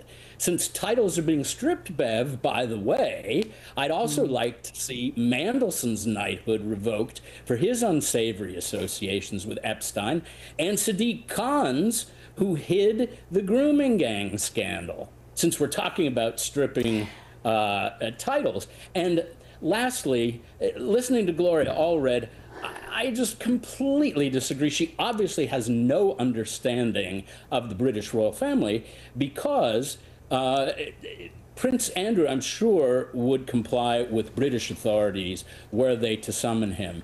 But what was the Queen's mantra, or what is widely accepted as the late beloved Queen's mantra? Never explain, never complain, never explain. Why would Andrew just respond to being summoned as she paints it out of the goodness of the spirit? I mean, only a fool would do that, and unfortunately he took the fool's way. It's not the royal way. It's not the royal way, Yeah, so she completely has no understanding to even ask that question. It's not the royal way, but similarly, now that he isn't a royal, maybe he won't have to do that anymore. Maybe he will, naively, perhaps, arrogantly, perhaps, or maybe driven by a sense of, who knows, the right thing to do, morality. He might actually get involved with some of these investigations now. And Lee, I just want to say, because you criticised a lot of people there, that none of those individuals are here to defend themselves, be that Harry, Meghan, Sadiq Khan, or anybody else. They would firmly disagree with you on your assessment of them, their characters and their behaviour, but I very much appreciate your forthright opinions here, Lee Cohen. A palace source has told GB News that allegations against Prince Andrew should be examined in an appropriate way, but Prince Andrew has vehemently denied all allegations made against him. On his relationship with Epstein, Lord Mandelson told the BBC, "I relied on assurances of his innocence that turned out later to be horrendously false. His lawyers claimed that it was a shakedown of him. I foolishly relied on their word, which I regret to this day." And a spokesperson for the Mayor of London told GB News it is not a cover-up.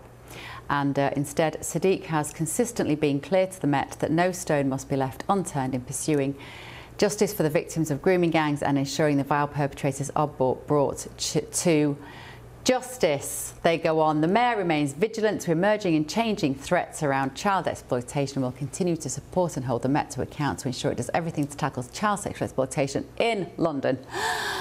Sometimes I feel like I'm one of those people on a TV commercial that reads you the terms and conditions before you buy something. But that is the media that we live in. We have to be fair, we have to be honest, and we have to be just. Still to come on The Late Show Live tonight.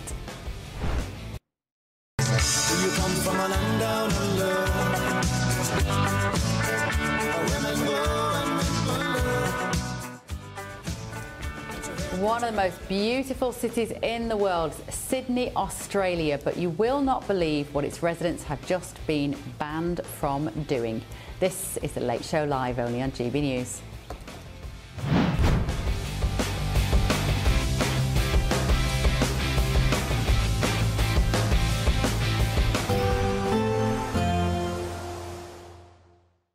Expect warm spells with the odd rude interruption. Box Boilers sponsors the weather on GB News. Hello and welcome to the latest update from the Met Office for GB News.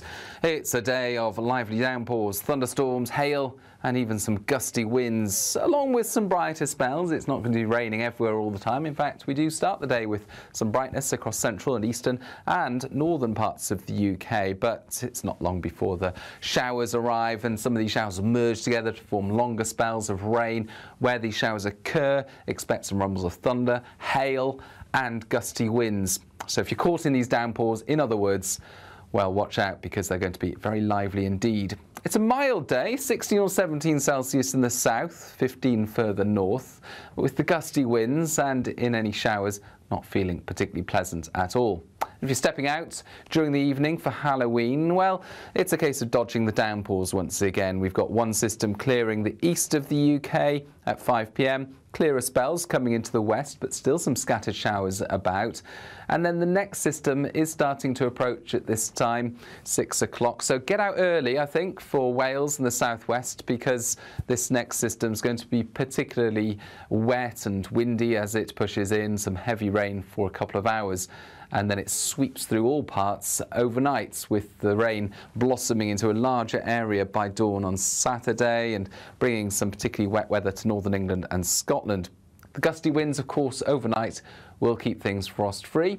And we start the day on Saturday with very mixed conditions across the UK. Yeah, there'll be some sunshine around, particularly towards the south and the west, but the heavy rain across Scotland and northern England continues for the first few hours before becoming confined to Shetland and Orkney by the afternoon.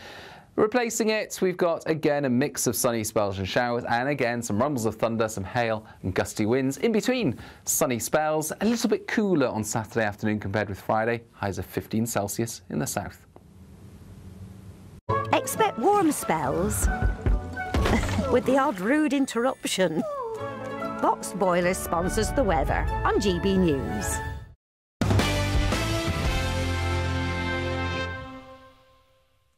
Welcome back to The Late Show, live with me, Bev Turner. Thank you so much for joining me. Thank you for getting in touch on the Your Say as well tonight.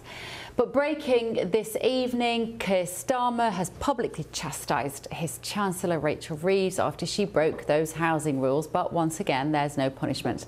The Prime Minister has released a pair of letters where he basically tells off Rachel Reeves and her husband for failing to show him key emails with their letting agency. Because it turns out that Rachel Reeves' husband was told by their estate agent that a licence was needed to rent out their Dulwich home for £3,200 a month. The agents then agreed to organise it for them, but they since admitted that the person working for them at the time then left. We've all been there, haven't we, especially with estate agents. And then they failed to apply for a licence on her behalf. So the letter's read, "It is clearly regrettable." This is the letter from Sir Keir Starmer. It is clearly regrettable that the information in the correspondence was not shared with me when you wrote to me last night, but I fully accept that you were not aware at that stage of these emails. I understand that the relevant emails were only unearthed by your husband this morning and that you have updated me as soon as possible. Starmer goes on, I accept that you were acting in good faith when you wrote to me last night. However, it would clearly have been better if you and your husband had conducted a full trawl through all email correspondence with the estate agency before writing to me yesterday. Niall Gardner and Reem Ibrahim, he is so right about that. She obviously panicked.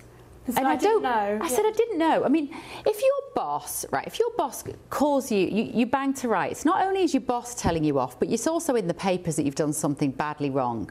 You would go, surely, and do your due diligence. You go and you look at your husband, you go, oh my God, what have we done? Quickly go through the emails. Was it your fault? I mean, you know, my ex-husband, we'd have been having a row about whose fault it was. That's what most people would be. It was your fault. It wasn't my fault. Yes, it was. It was your fault. You'd be looking for the evidence. You'd be going, how did this happen? It obviously wasn't that important to her. No, it wasn't. And what I find really fascinating about this is why I think this is brilliant. A few days before this all was uncovered, Rachel Reeves was out there celebrating how fantastic these really ridiculous landlord licensing rules are, saying how brilliant it is that we're protecting tenants with these new regulations, and yet at the same time she was breaking them and she had no idea. So you know what, I say, you know, live by the sword, die by the sword. The government implement awful regulations that make things so much more difficult for renters and more difficult for landlords by extension. Rachel Reeves has unfortunately been at the behest of a mistake. I don't believe it was intentional. I believe it was a genuine mistake. She wasn't trying to save 900 quid, was she? No, but how fascinating, how funny is that? How hilarious is that? Ha! You have implemented terrible regulations and now you are at the behest of it. You have to pay. I want her to pay the £38,000 or whatever it is she may have to pay. Well, yes, because she didn't have the licence, so anyone that had rented from her, from the couple, could have then they could get their rent back. They could just say, I want my rent back. And I think it's hilarious because landlords across the country will be saying, you know what, this government have made renting and being a landlord so much more difficult. And look at Rachel Reeves breaking her own rules. She was hoisted by her own petard, Niall. Oh, I would say so, yes. I do think the socialists are the biggest hypocrites in the world, aren't they? They never take responsibility for anything. They do exactly the opposite of what they preach. And Rachel Reeves, frankly, she should resign. I mean, this is the sleaziest government, I think, in modern British history. And it's time for the Chancellor to really step down. And she's also, in my view, monumentally unqualified for the job that she is doing. She's been disastrous. Well, you mean Rachel from accounts isn't qualified? Yeah, exactly. And I think that she should go. And if the Labour government had any standards, Starmer would sack her. But, of course, they don't have any standards at all. That's what socialism is all about. One rule for them, another rule for everybody else. But you see, they would say we've had 15, 14 years of Tory rule, which ran the country into the ground, spent money we didn't have. Nobody was planning for the future. £21 billion black hole is what she talks about. It's actually more like a £6 trillion black hole that we can never pay back. It's even larger than that because of public sector liability. So many pensions have been promised for civil servants, and so actually it's even more than that. We don't know how much it is. They would say that. They would say, well, look at what happened with the Conservatives. And I'd say, yes, the Conservatives utterly failed in government. They presided over some of the highest taxes we've ever experienced since the war. It's actually now increased increasing. But this government have not done themselves any favours. They hiked employers' national insurance contributions, which makes it more expensive to employ people. They've implemented huge amounts of regulations and red tape. Fundamentally, this government inherited something bad, and they've made the situation so much worse. Yeah, it's quite hard to disagree with that. Yeah, and I think, you know, in 2029 or whenever the next general election is, the British people will hold the present government to account. They're not going to care what the Conservatives did years ago.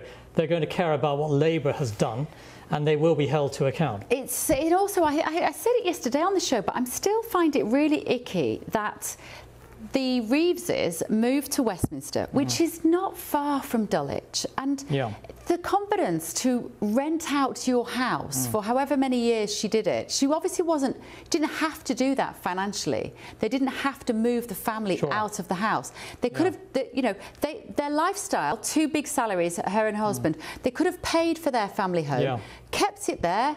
You know, maybe go back and spend some time at the weekends. Make sure you nip home and run around with the Hoover. Like, keep the house going. You've got a free house down the road in Westminster. What does it say about them that they felt they wanted to get $3.5 grand a month out of it? It's a let-me-cake mentality. I think it's the abuse of power. It's arrogance. It's exactly what the British people hate. And this is why they're going to be turfed out of office in the next few years. I think, you know, we are seeing bit by bit this Labour government sinking faster than the Titanic, frankly. Well, they would say, and I'm sure we could find some people that would tell us that Labour are doing a very good job and that they're trying their absolute hardest. If you are one of them, get in touch with me this evening on the Your Say, and I will certainly read out your message. Very hard to find, I imagine. Right, let's take a look at some of the stories making the front pages of the newspaper with GB News contributor Paul Cox, who is in London, and we'll keep the panel here, of course, so we can all talk about some of these stories. Now, I'm very disappointed to say, Paul Cox, that there's all these stories about Prince Andrew on the front pages of the paper. I don't really want to talk about that anymore. I want to talk about Australia. Because some people got prison sentences for COVID violations, and the authoritarians have struck again. They are coming after what, Paul Cox? What can Australians in Sydney no longer use? Gas barbecues, Bev. Gas barbecues. Unreal. I assume it's something to do with emissions, or they're mentally ill. I don't know. It's one of those two things. I'm not entirely sure. But it's... Well, this is the Lord Mayor. Let me just give everybody the backstory whilst I compose myself, Paul, after that revelation, because the Lord Mayor of the City of Sydney, Clover Moore, and her council, that's Clover. She looks exactly like the kind of woman that would ban a gas barbecue. I expected purple hair, to be honest. It's Caroline Lewis. Yeah, but her council have decided it is time to cut emissions that are killing the planet, and Mayor Moore has said relying on gas is bad for the planet, bad for our finances, and bad for our health. Do you know what it's also bad for? The identity of the Australian people, because barbecuing is part of being Australian. It is their national pastime. What is she doing, Paul Cox? Well, she's doing what all left-leaning politicians do. They get bored because they run out of things to do, so they start becoming authoritarian. I mean, what's socialist about gas barbecues? I mean, net zero, for instance, doesn't really apply in Australia. They're about 3% population in terms of land mass. Their outputs, if they reduce all their gas barbecues, the only thing they're going to do is annoy Australians. So there's going to be no actual collateral positive impact whatsoever. And do you know, I'm always slightly surprised by Australia. Whenever you meet Australians or go to Australia, they seem like quite a based group of people who would be quite conservative in their thinking. But nearly all their politicians, particularly since COVID, have been these mad socialist nutters who want to control absolutely everything. And they've got to a point now where they've got to gas barbecues. I mean, where are the real Australians? That's what I want to know. Yes. Where are the Bruces and the Sheilas to say, no, mate, I'm going to chuck a shrimp on the barbie and you can... Oh, God, the accent. You can sling your hook, mate. I'm sorry, it's not very good, is it? I love Australia. I love Sydney. devastated. It went a little bit scouse there, didn't it? I like Liverpool as well, I can't lie. But Niall, what is going on there? I mean, it's also, do you know what I hate about it? It's going to make neighbours dob on neighbours. Very appropriate, perhaps, we're talking about Australia.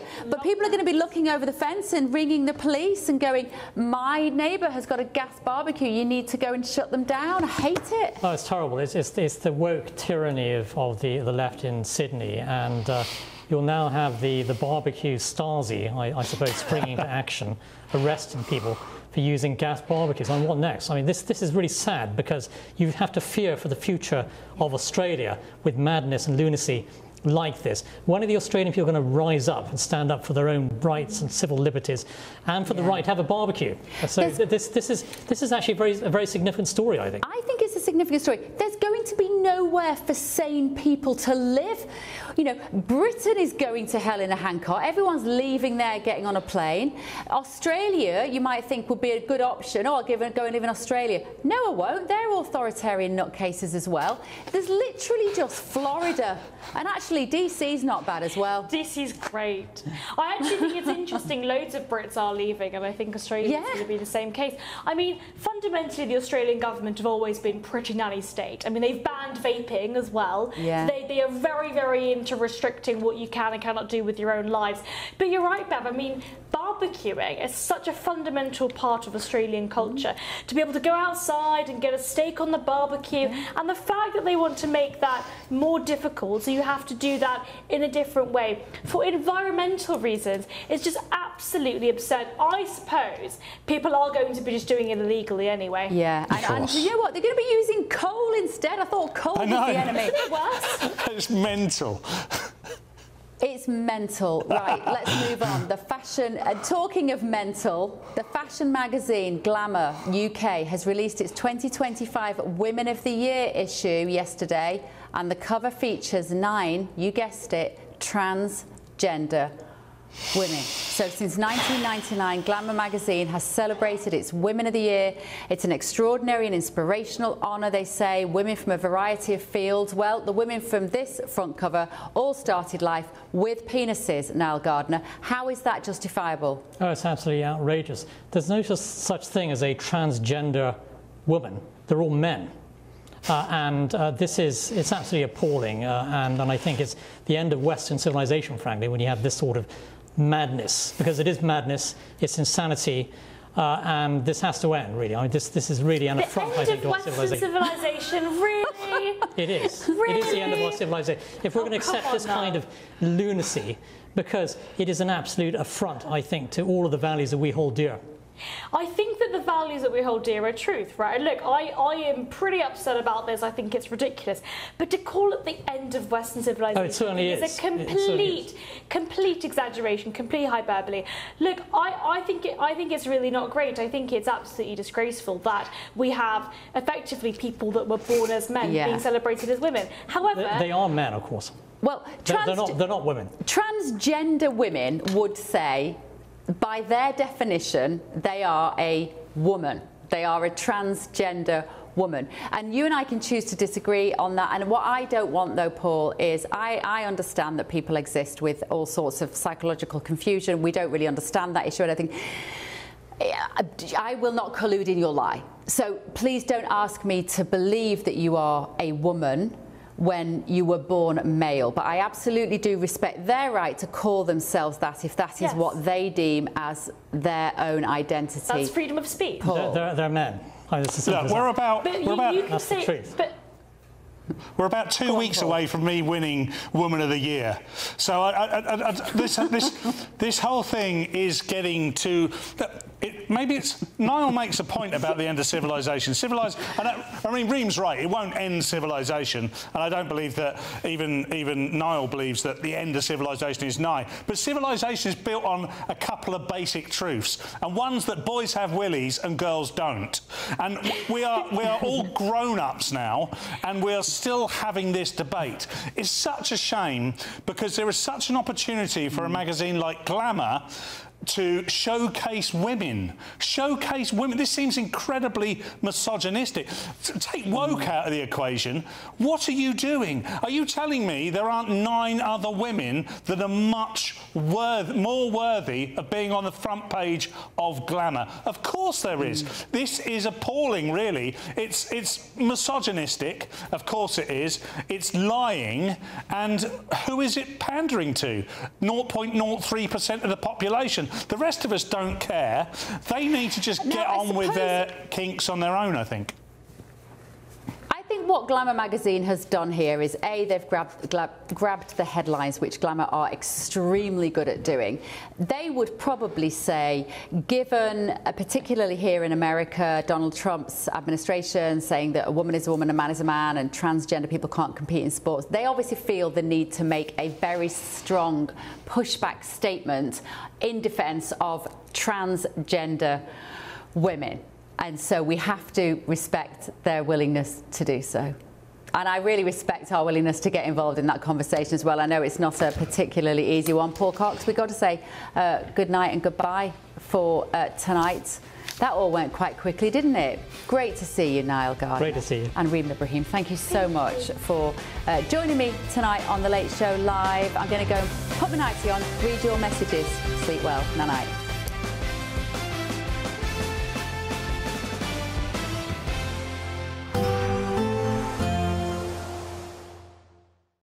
Today, clouds overhead, total zen within. Boxed Solar sponsors the weather on GB News. Hello and welcome to the latest update from the Met Office for GB News. It's a day of lively downpours, thunderstorms, hail and even some gusty winds, along with some brighter spells. It's not going to be raining everywhere all the time. In fact, we do start the day with some brightness across central and eastern and northern parts of the UK, but it's not long before the showers arrive and some of these showers merge together to form longer spells of rain. Where these showers occur, expect some rumbles of thunder, hail and gusty winds. So if you're caught in these downpours, in other words, well, watch out because they're going to be very lively indeed. It's a mild day, 16 or 17 Celsius in the south, 15 further north, with the gusty winds and in any showers not feeling particularly pleasant at all. If you're stepping out during the evening for Halloween, well, it's a case of dodging the downpours once again. We've got one system clearing the east of the UK at 5 p.m, clearer spells coming into the west, but still some scattered showers about. And then the next system is starting to approach at this time, 6 o'clock. So get out early, I think, for Wales and the southwest, because this next system is going to be particularly wet and windy as it pushes in some heavy rain for a couple of hours. And then it sweeps through all parts overnight, with the rain blossoming into a larger area by dawn on Saturday and bringing some particularly wet weather to northern England and Scotland. The gusty winds, of course, overnight will keep things frost-free. And we start the day on Saturday with very mixed conditions across the UK. Yeah, there'll be some sunshine around, particularly towards the south and the west. But the heavy rain across Scotland and northern England continues for the first few hours before becoming confined to Shetland and Orkney by the afternoon. Replacing it, we've got again a mix of sunny spells and showers, and again some rumbles of thunder, some hail and gusty winds. In between sunny spells, a little bit cooler on Saturday afternoon compared with Friday, highs of 15 Celsius in the south. Today, clouds overhead, total zen within. Boxed Solar sponsors the weather on GB News.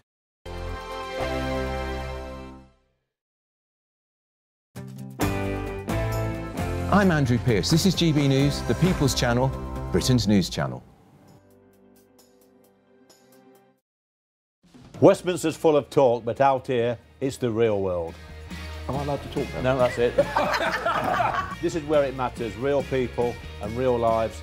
That's what politics is all about. In fact, has Trump made a good start? No. Straight answers, no spin, and just a couple of pints. How many fingers have I got up? About 10. So join me for Lee Anderson's Real World every Friday at 7 p.m, only on GB News.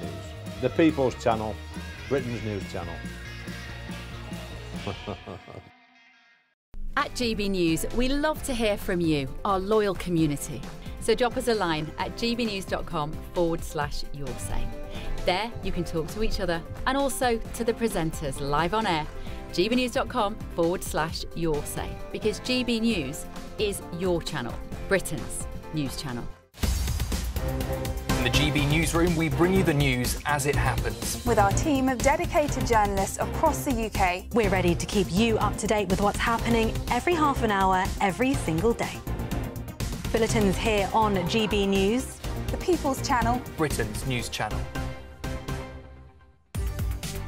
From the school run to the home run, watch a new show for all of Britain. He can say whatever he wants. A straight talking show where all voices are heard. And, you know, when are we going to stop talking about smashing the gangs and actually do it? With the stories that matter from every part of our country. There's a bit of a crash landing there for your Chancellor. Bold, fearless and standing up for you. That's me, Martin Daubney, 3 p.m. till 6 p.m, weekdays, here only on GB News. The People's Channel, Britain's news channel. No matter the state it's in, this is our nation. Join me, Jacob Rees-Mogg, for a genuine, honest discussion on where we have been, where we are going, and where we are with the people who set the direction. Tune in to State of the Nation every Monday to Thursday, 8 to 9 o'clock, only on GB News. Britain deserves a newsroom that puts the facts and your voice first. Well, and that's what you get on GB News. Lively debates, lively conversation. And we're not afraid to hold power to account. And each other. So join me, Andrew Pierce. And me, Miriam Gates, for Britain's Newsroom, weekdays from 9:30 on GB News. Join me, Nana Akwe, for an informative, interactive news programme with a difference. It's fun. No, you didn't say that, Dave. I'm so surprised. I think there's an element of truth to that. Join me from 3 p.m. every weekend, only on GB News, Britain's news channel. I'm Michael Portillo. This is GB News, the People's Channel, Britain's news channel.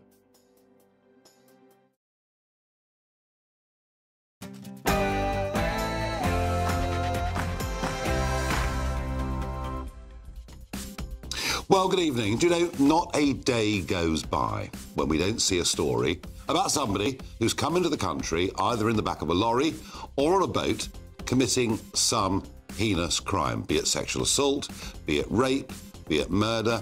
And I just wonder, when is enough enough? And we're going to have today with us in the studio an independent counsellor from Epping, which of course has been right at the centre of all of this, not just the sexual assault of a 14-year-old girl, but of course Kibatu then being accidentally released from prison. I'm also going to talk tonight about net zero. Really interesting that Bill Gates, of all people today, has said that global warming is not going to mean the end of the world, and what we simply need to do is adjust and adapt to it. And I just wonder whether perhaps we're beginning to change our thoughts as a nation, as a Western world, on not just on net zero, but actually on what we're doing in the name of net zero, because I've always thought that it's making us much, much poorer. Now, joining me on the panel tonight, along with the independent counsellor from Epping, I'm going to have John McTernan, former Tony Blair advisor, and we've got a newbie.